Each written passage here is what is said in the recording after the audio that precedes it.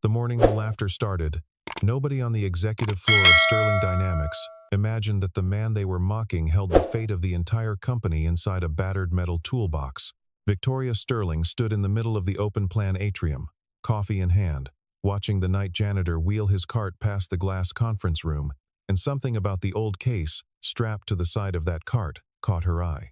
The metal was scratched, the corners dented, the handle wrapped in electrical tape that had yellowed with age. She sat too, and her cup down, and asked loud enough for the gathering staff to hear how much a relic like that could possibly be worth. $20 maybe. The room chuckled. Ethan Brooks looked up from his mop, met her eyes without flinching, and said quietly that it was not worth much at all. Nobody in that room knew that the rusted box had once sat on a lab bench where technology worth billions had been born. By the time the sun dipped behind the glass towers that same evening, the very toolbox they had laughed at would be the only thing standing between Sterling Dynamics and total collapse. Sterling Dynamics occupied 22 floors of gleaming steel and glass in the heart of the city, and on that particular week, the entire company was holding its breath. In 3 days, the firm would unveil its newest achievement to a room full of international investors, an artificial intelligence platform designed to run an entire robotic manufacturing line without a single human hand touching the assembly process. Years of research, hundreds of millions of dollars, and the personal reputation of the chief executive officer were all riding on a single flawless demonstration. Victoria Sterling had built her career on precision and control, and she intended for this launch to cement her name among the giants of the industry. She walked the halls at night sometimes, unable to sleep, running through contingency plans in her head, refusing to admit even to herself how much pressure she was carrying. She had inherited nothing from anyone.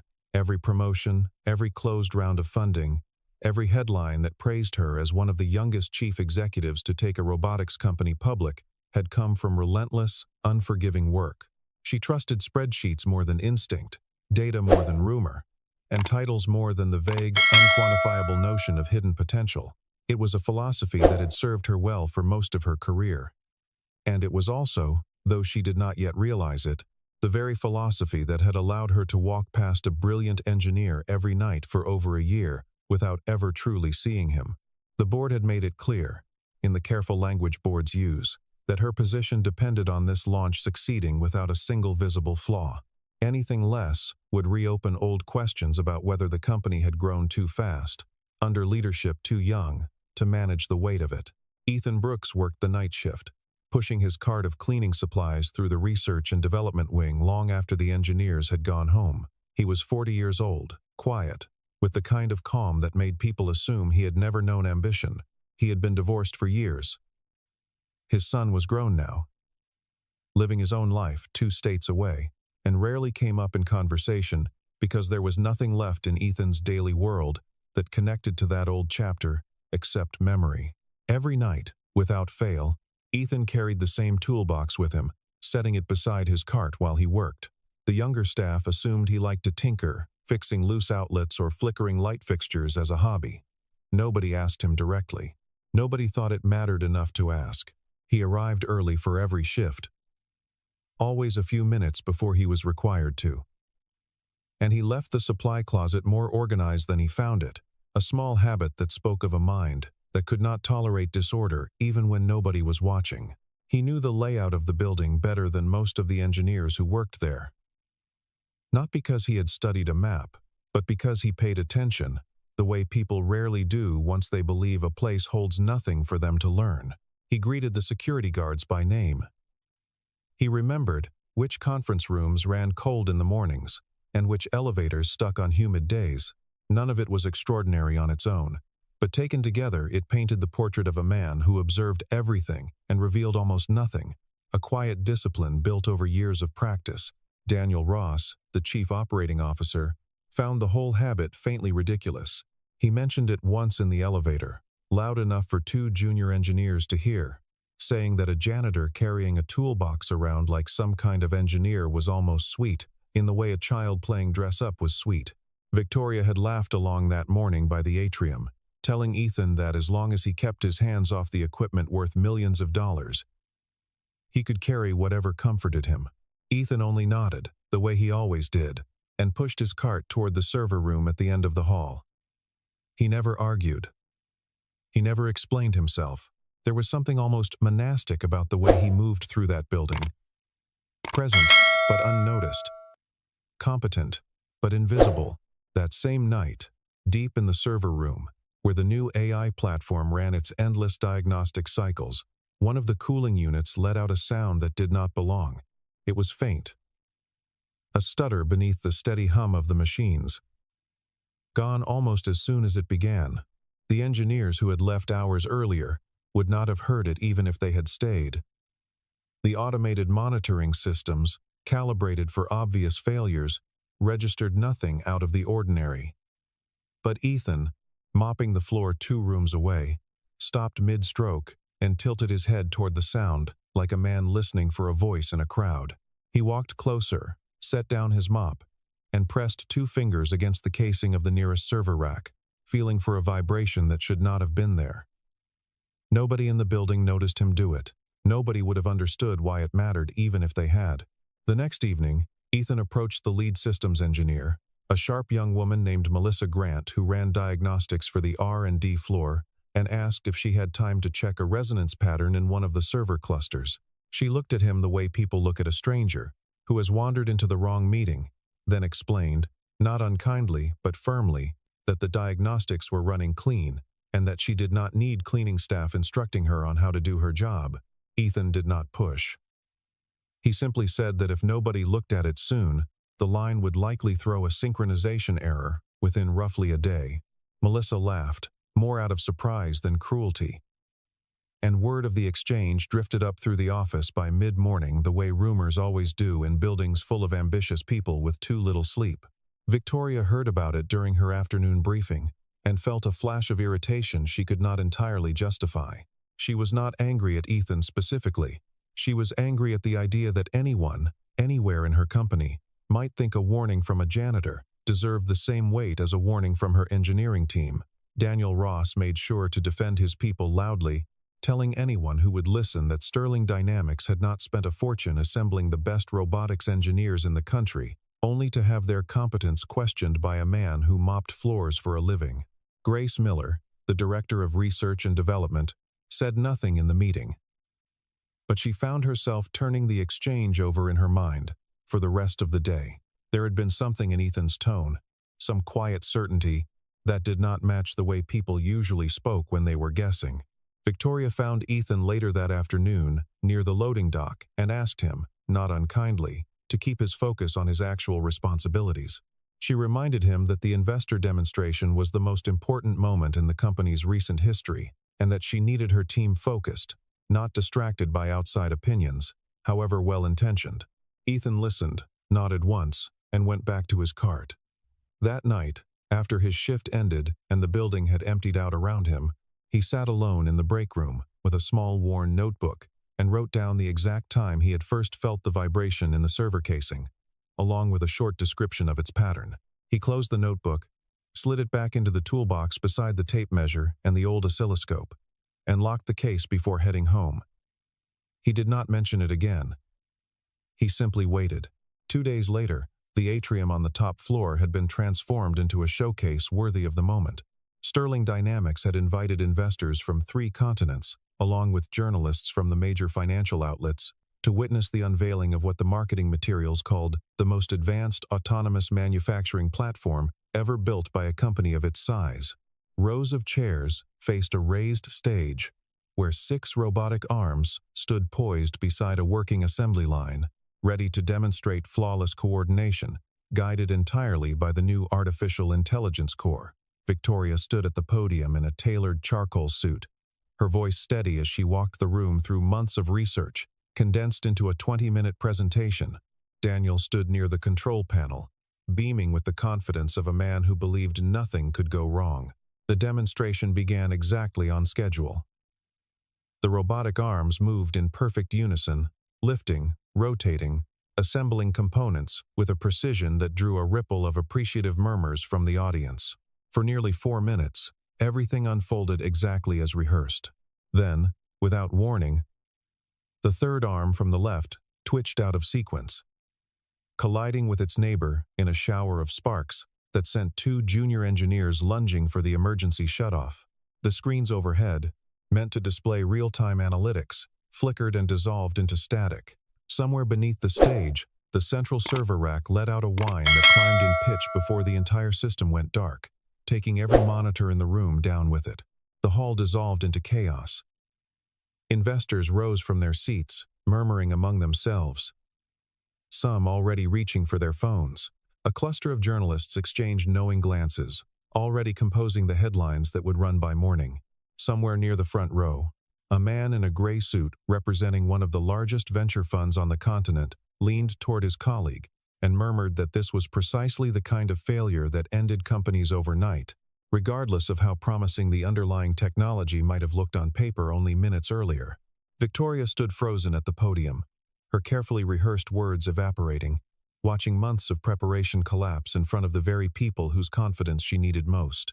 Daniel scrambled toward the control panel, shouting instructions at the terrified information technology staff, insisting loudly that this had to be a network failure, a firmware glitch, anything other than a flaw in the system he had personally guaranteed to the board. Grace stood near the back of the room, her stomach dropping as she remembered, with sudden and uncomfortable clarity, the warning she had brushed aside 2 days earlier. A synchronization error, Ethan had said, likely within a day. He had been off by less than 48 hours. She scanned the room, searching for him instinctively, though she knew perfectly well he would not be scheduled to work until the evening shift began. Victoria, meanwhile, finally stepped down from the podium, her composure cracking at the edges as she offered the stunned investors a hollow promise that the issue would be resolved and the demonstration rescheduled. As she turned away from the stage, her eyes drifted, almost involuntarily, toward the service corridor where she had seen the janitor with his old toolbox only 2 mornings before. By early evening, the executive floor had transformed into a war room. Victoria sat at the head of the table, her blazer discarded over the back of her chair, listening as her chief technology officer explained, in increasingly desperate terms, that the diagnostic logs showed no clear cause for the failure. Every subsystem had checked out clean in the hours before the demonstration. The software was flawless on paper. Something had happened at a level their monitoring tools were not designed to catch, and without identifying it, there was no way to guarantee the same failure would not repeat itself in front of the same investors during any rescheduled event. Outside the conference room, the building itself seemed to hold a different kind of tension. The ordinary hum of servers and air conditioning continuing on, as though nothing catastrophic had happened only hours earlier. Assistants moved quietly through the halls delivering coffee nobody drank. Somewhere below, in the same server room where the failure had begun, the diagnostic systems ran cycle after cycle, returning the same maddening conclusion each time. No fault detected. It was a phrase Victoria had come to hate more than any insult, because it meant the danger was still there, invisible, waiting to strike again the moment they tried a second time. It was Grace who finally spoke the words nobody else wanted to say. She reminded the room, carefully and without accusation, that the janitor who cleaned this very floor every night had warned them, specifically and by name, about a synchronization failure, almost exactly like the one that had just humiliated them in front of half the financial press. Daniel dismissed the suggestion immediately, arguing that a coincidence was not evidence, that a man with a mop had no business being credited with foresight their own engineering team lacked. But Victoria, exhausted and out of options, found herself unable to dismiss it so easily. She asked, quietly, whether anyone actually knew who Ethan Brooks was before he started working nights at Sterling Dynamics. Nobody in the room had an answer. Against Daniel's objections, Victoria sent for Ethan that evening, catching him just as he arrived for his shift, his toolbox in hand as always. He listened to her explanation without interrupting, his expression unreadable. And when she finally asked if he would be willing to look at the server room himself, he simply said that he had already suspected as much and that he had brought his tools just in case. Daniel, standing a few feet away, could not hide his disbelief, muttering that the man was a janitor and that handing him access to million-dollar equipment was reckless, bordering on absurd. Victoria ignored him. She had run out of better options, and something in Ethan's calm certainty made her willing to take the risk. Ethan set his toolbox down on the floor beside the server rack and opened it without ceremony. Inside, arranged with the kind of care that only comes from years of habit, sat a signal analyzer worn smooth at the edges, a handheld oscilloscope with a cracked but functional screen, a collection of custom-built sensors wrapped carefully in cloth, hand-drawn circuit schematics folded into precise squares, and a leather-bound engineering notebook filled with years of notes in small, meticulous handwriting. Grace, standing just behind Victoria, felt something shift in her chest at the sight of it. This was not the toolkit of a hobbyist who liked fixing outlets in his spare time. This was the equipment of a man who had once lived and breathed precision engineering at the highest level. Every instrument had been maintained with a care that bordered on reverence, cleaned and calibrated long after most people would have replaced it with something newer, something disposable. The handwriting on the folded schematics was small and dense, the kind of penmanship that came from taking notes quickly during moments of genuine insight, rather than composing something meant for anyone else to read. Even Daniel, standing near the doorway with his arms crossed, fell quiet for a moment, though he was careful not to let his expression soften where anyone might notice. Ethan worked in near silence, moving with the unhurried confidence of someone who had done this 1,000 times before, though the tools in his hands were decades removed from the newest generation of diagnostic equipment. Within 3 minutes, he had connected his old oscilloscope to a test point on the server rack and was studying the waveform with narrowed eyes. He pointed to a specific panel near the base of the unit and said, without a trace of hesitation, that the failure had nothing to do with the software architecture everyone had been frantically debugging for hours. The problem, he explained, was a resonance issue in the cooling subsystem, a vibration pattern building up slowly over days until it disrupted the timing signals that kept the robotic arms synchronized. Nobody in the room believed him at first. It sounded too simple, too far removed from the layers of artificial intelligence and machine learning models that had consumed the engineering team's attention for months. Grace could not let the moment pass without asking the obvious question. She wanted to know how a man cleaning floors at night happened to own equipment like this and knowledge like this, buried so deep that nobody at Sterling Dynamics had noticed it for over a year. Ethan did not answer immediately. He closed his toolbox, latched it carefully, and said only that everyone carries more history than their job title suggests. It was Grace who took it upon herself, later that night, to dig into what little record existed of Ethan Brooks before he joined the cleaning staff at Sterling Dynamics. What she found, buried in old industry archives and a handful of technical journals nobody had thought to search, stopped her cold. 10 years earlier, Ethan Brooks had been the lead robotics engineer at a mid-sized automation firm, credited alongside 2 colleagues on several patents related to precision motion control and adaptive robotic calibration.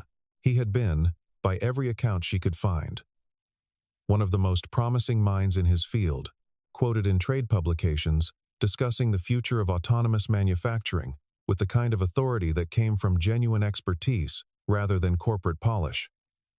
Then, abruptly, the trail went cold. The company he had worked for filed for bankruptcy after a bitter dispute involving a former business partner who had allegedly taken proprietary designs to a competitor, gutting the firm's value and destroying years of work in a matter of months. After that, there was nothing. No further patents, no further publications, no further trace of the engineer who had once been on the verge of reshaping his industry. Grace found a single interview, buried in an old trade magazine archive, in which a younger Ethan spoke about wanting to build machines that made ordinary work easier for the people who depended on them, not simply faster or cheaper for the companies that owned them. The tone of the interview struck her, earnest in a way that corporate profiles rarely were anymore. Reading it, she found it difficult to reconcile the ambitious young engineer in those pages with the quiet, uniformed man who emptied trash bins 2 floors below her office every night. And yet she understood, with a clarity that unsettled her, that both descriptions belonged to the same person. Grace brought her findings to Victoria the next morning, laying out printed articles and patent filings across the desk like evidence in a trial. Victoria read through them slowly, her expression shifting from skepticism to something closer to quiet shame.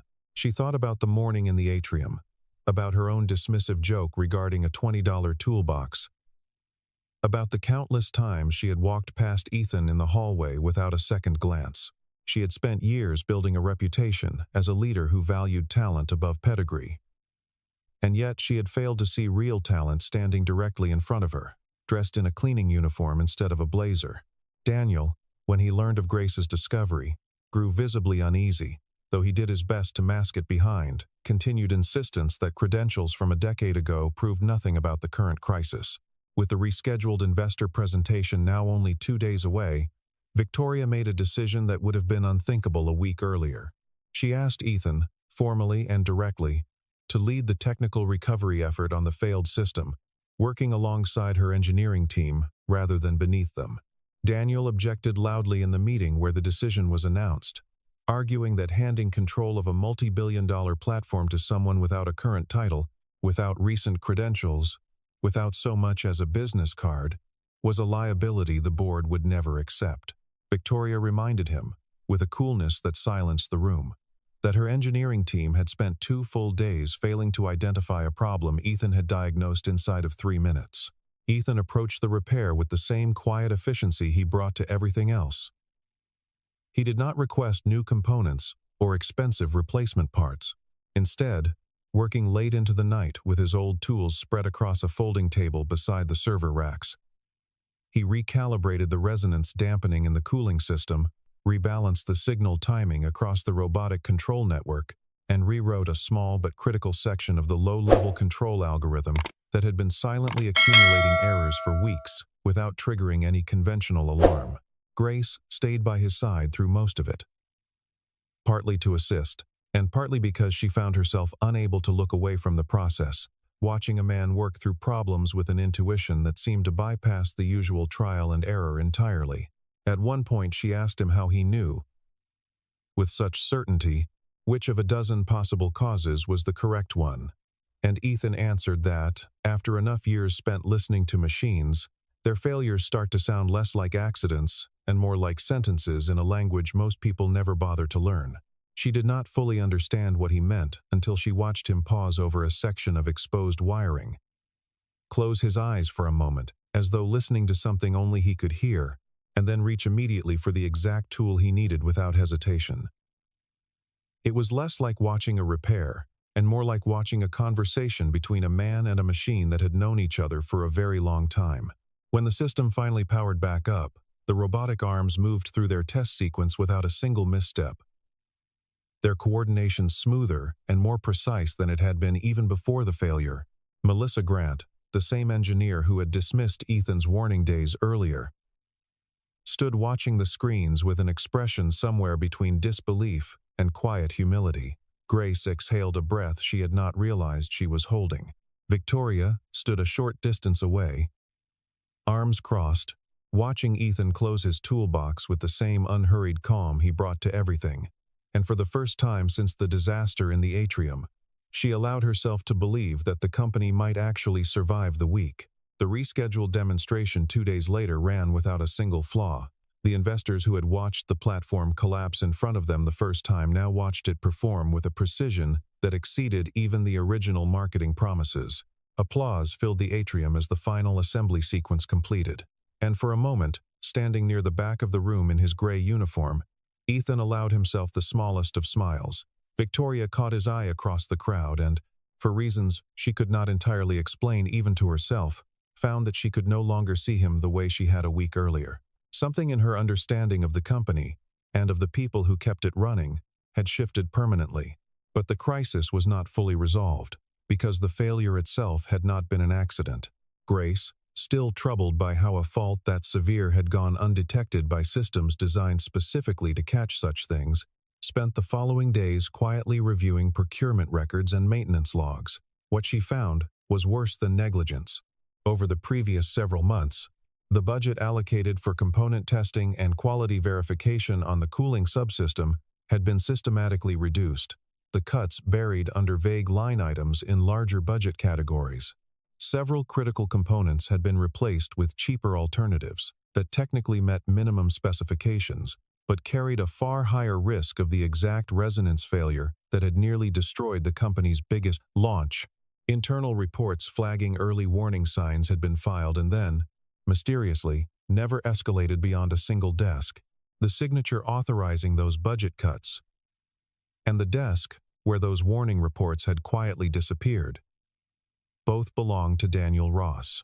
Grace brought her findings to Victoria with the same careful, evidence-based approach she had used before, laying out spreadsheets and internal memos that traced a clear pattern of deliberate cost-cutting disguised as routine budget management. The timeline lined up precisely with the weeks leading up to the failed demonstration. Victoria read through the documents twice, her jaw tightening with each page, before asking the question that mattered most. She wanted to know why. Grace did not have to guess for long. Rumors had circulated for over a year that Daniel believed he, not Victoria, should be running Sterling Dynamics, that his operational experience made him better suited to lead the company through its next phase of growth. A catastrophic public failure. One that could be quietly blamed on aging infrastructure or unavoidable technical risk would have given the board every reason to question Victoria's leadership at precisely the moment the company needed stability most. Daniel had spent years cultivating relationships with certain board members over private dinners and long phone calls, planting small seeds of doubt about whether a founder who had built the company from a garage still had the operational discipline to run it at its current scale. He had convinced himself, somewhere along the way, that his ambition was simply a more honest form of confidence, that the company would ultimately benefit from his steadier hand. Even if the path there required a crisis he alone understood how to engineer. When confronted, Daniel attempted to redirect the blame entirely, suggesting to two board members privately that Ethan himself might have tampered with the equipment, perhaps to manufacture a crisis he could then dramatically resolve and claim credit for. The accusation might have gained traction if not for the building's own security footage, which Grace requested and reviewed personally.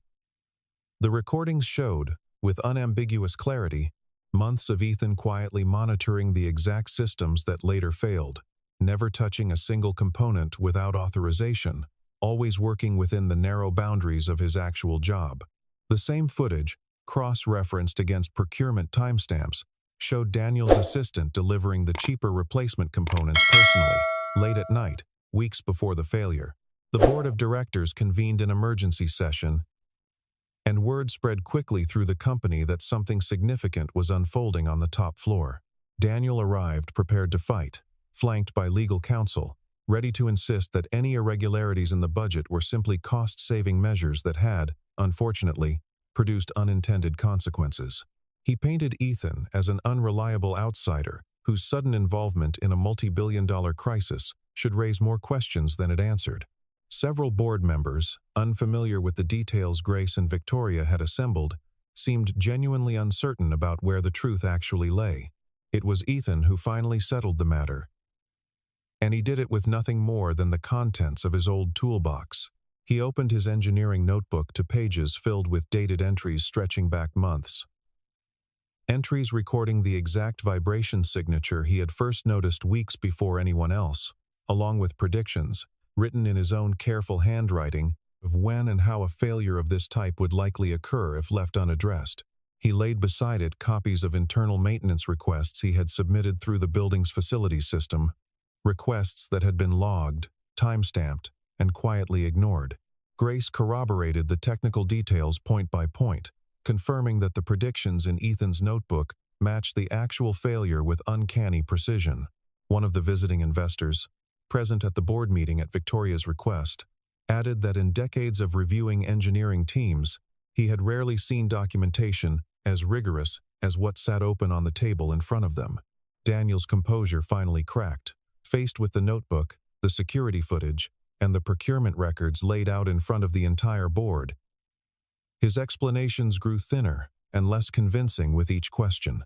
By the end of the meeting, the truth had fully reversed itself in the eyes of everyone present. The man once dismissed as an unreliable janitor with an old toolbox had produced more credible evidence than the chief operating officer who had spent a decade climbing the corporate ladder. One of the older board members, a woman who had sat on the panel since the company's earliest days, remarked quietly that in 30 years of corporate governance, she had never seen a leather notebook do more damage to a career then an entire team of lawyers. Nobody in the room laughed, but several exchanged glances that carried the same disbelief, the sense of watching a story unfold that none of them would have predicted even a week earlier. In the days that followed, with the immediate crisis resolved and Daniel's role in the company effectively finished, Victoria found herself standing once more beside Ethan near the same server room where the disaster had begun. She had come to thank him formally, on behalf of the board, but found herself instead asking a question that had been sitting uncomfortably in her chest for days. She wanted to know why, after everything he must have accomplished a decade earlier, he had chosen to disappear into a job that asked so little of the mind he clearly still possessed. Ethan considered the question for a long moment before answering. He explained, without bitterness, that after his old company collapsed and the technology he had helped build was taken by a partner he had once trusted completely, he had lost more than a job. He had lost his belief that talent and integrity were enough to protect a person from betrayal. For years afterward, he had wanted nothing to do with an industry that had shown him how easily trust could be exploited by ambition. Cleaning floors, in a strange way, had given him back a kind of peace he had not realized he needed. A chance to work without the constant pressure of proving himself to people who judged him only by his title. But he added something else, quieter, almost to himself. He said that in the toolbox he carried every night sat one more thing he had never shown anyone at Sterling Dynamics, a project he had continued refining in private over the years, never quite ready to bring it back into a world that had once hurt him so badly. Victoria asked, carefully, if she could see it. That evening, in the same server room that had become the unlikely center of the company's future, Ethan opened the final hidden compartment at the bottom of his toolbox, a section built into the case itself that nobody had noticed during the earlier crisis. Inside lay a small prototype control module, elegant despite its age, wired with components Ethan had modified by hand over the course of years. He explained that it was an energy optimization system he had designed for exactly the kind of large-scale robotic manufacturing platform Sterling Dynamics now operated, a system capable of reducing power consumption dramatically while simultaneously increasing processing speed and near eliminating the type of error cascades that had nearly destroyed the company days earlier. Grace, called back in to examine the prototype alongside Victoria, ran preliminary simulations against the company's existing platform architecture late into the night. The results were almost difficult to believe. Applied at scale, Ethan's design suggested a reduction in energy consumption of roughly 45%, alongside a processing speed increase of nearly 40%, with error rates dropping to a level so low it bordered on statistical elimination. Victoria read the simulation results 3 times before she allowed herself to believe them, comparing every projection against the company's own historical data until she could find no flaw in the methodology. She thought of the years the company had spent chasing incremental improvements, small percentage gains celebrated in quarterly reports as major milestones, and she found it almost impossible to accept that a system capable of such dramatic improvement had been sitting quietly in a toolbox on a cleaning cart the entire time. When the numbers were presented to the same investors who had watched the platform fail catastrophically only a week earlier, their skepticism dissolved into genuine excitement. What had begun as a story of corporate embarrassment transformed, almost overnight, into one of the most compelling technology narratives the industry had seen in years. Funding commitments that had wavered after the failed demonstration not only returned but increased, investors eager to be associated with a breakthrough that had emerged from the most unlikely of sources. Daniel Ross was formally removed from his position within the week, the board citing both the budget manipulation and the attempted deception regarding Ethan's involvement as grounds for immediate termination. His departure barely registered as news within the company, compared to the far larger story now spreading through every department. The man who had once been mocked over a $20 toolbox was being discussed in hushed, reverent tones by engineers who had, only days earlier, dismissed him as beneath their notice. The board, moved by both the technical brilliance of Ethan's prototype and the integrity he had shown throughout the crisis, offered him a newly created position, Chief Innovation Advisor, complete with a private office on the top floor, a substantial salary, and full authority to lead the integration of his energy optimization system across the company's entire platform. Ethan considered the offer carefully before responding. He accepted the role, but declined the office, explaining that he preferred to keep working from a modest desk near the R&D floor, close to the engineers and close to the machines themselves, the way he always had. Victoria, watching him carry his old toolbox down the hallway toward that modest desk on his first official day in the new role, found herself asking one final question that had lingered in her mind since the night everything changed.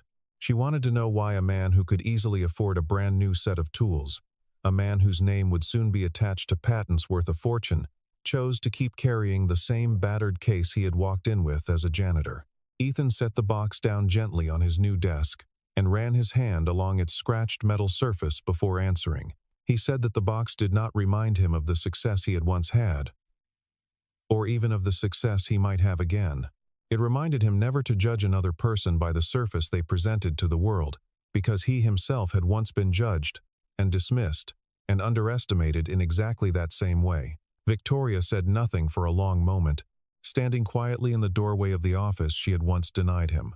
She understood, perhaps for the first time in her career, that the most important lesson in leadership she would ever learn had not come from any boardroom, any strategy session, or any business school case study. It had come from a man she had once laughed at, a man who had answered her mockery not with anger, but with quiet patience and an old metal toolbox that held more value than anyone in that building had ever imagined.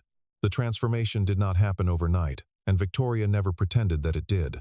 There were still meetings where old habits crept back in, moments where a junior employee's idea was nearly dismissed before someone in the room, remembering the toolbox, insisted it be heard in full. There were still investors who cared more about polished credentials than genuine insight. And Victoria learned, slowly, that changing a company's culture required the same patient persistence Ethan had shown for years without ever once raising his voice.